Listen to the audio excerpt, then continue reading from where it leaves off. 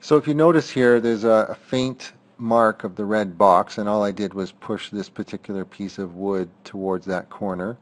And I've got something here that's approaching over 10, 11 inches, just because of the version of the laser that we have on the floor at the moment. We don't have the largest lens in that particular version. So if you take a look at the ruler at some point, you'll see what that is exactly. Again, I want to illustrate that this is live. This is the actual speed that you'd be running at.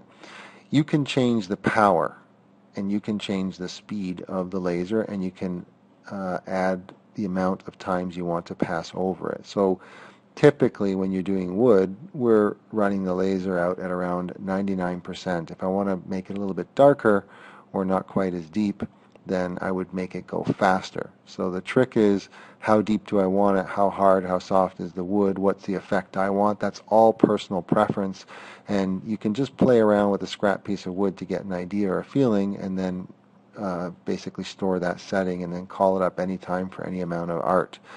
I've mentioned in other videos, one of the things that's important is that when you do something dense, so if you're going to do this on a piece of marble, if you're going to do this on a piece of metal, on a piece of wood, or on a piece of textile or fabric, the distance between the fill lines.